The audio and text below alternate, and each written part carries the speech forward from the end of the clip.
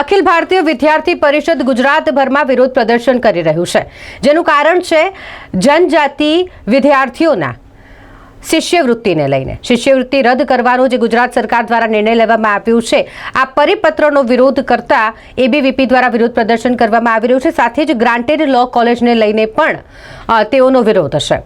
Granted લો કોલેજમાં પ્રવેશ પ્રક્રિયા ફરીથી શરૂ કરવામાં આવે તેવી માંગ એબીવીપી દ્વારા કરવામાં આવી રહી છે અને માટે ગુજરાતભરમાં એબીવીપી દ્વારા રસ્તા રોકો આંદોલન ગતરોજ કરવામાં આવ્યું હતું।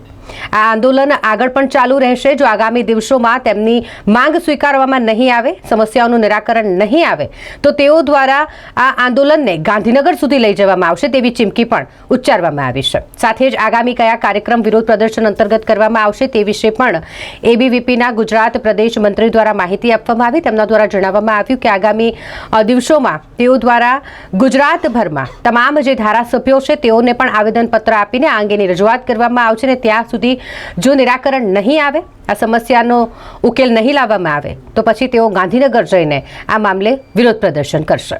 આગળ એબીવીપીની માંગ એ રહેશે કે અમારી માંગોને ત્વરિત ધોરણે સ્વીકારવામાં નહીં આવે તો અમે હવે જે સત્ર ચાલુ જઈ રહ્યું છે આગામી 19 તારીખથી તો અમે દરેક ધારાસભ્યો જે 182 ધારાસભ્યો છે તેમને આવેદનપત્ર આપવામાં આવશે।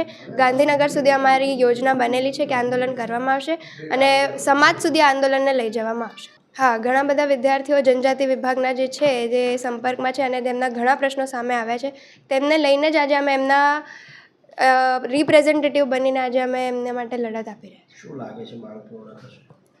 અમારો પૂરતો પ્રયત્ન રહેશે કે આ માંગ સ્વીકાર થાય। શું નામ આપનું? હેતવી વ્યાસ, ગુજરાત પ્રાંત સહમંત્રી, અખિલ ભારતીય વિદ્યાર્થી પરિષદ।